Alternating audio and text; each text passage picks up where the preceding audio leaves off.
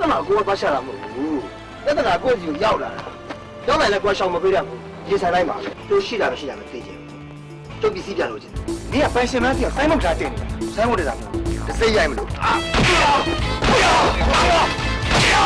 ကိုကကောလံကရိုးကြီးတိုက်ဖို့ရေးဝတ်ပြီးနေပြအောင်ပါမင်းတို့အမြင်မှာငါတိတ်အတ္တကြီးမှားနေတာအမှားလို့ရှိရင်လေအဲ့ဒီအမှားတွေအားလုံးဟာစေတနာအမှားငိုကြောကတငယ်ချင်းလည်းဒီကိုကနာမယောက်ျားလေးကဖြစ်လာမှာတွေ့ရင်ကိုကရန်သူလိုဆက်ဆံမှာတော့ကိုကလေအချစ်ကိုကိန်းကနေတော့တတ်မှတ်ထားတဲ့မိန်းမလေးတရားမတွေ့တဲ့ငါရဲ့ရှင်းပြနေအောင်ပြောတယ်ပြောကိုတိလည်းလောက်တာမကြိုက်ဘူးပြောရတဲ့ပတ်သက်လို့ရှိရင်အားလုံးကိုရှင်းဆိုင်စောစီမံမိန်းတွေပါအကောင့်ထဲမပေါ်သေးသေးရလေကျွန်တော်ကကြိုးစားပိုင်မှုအများကြီးရှိ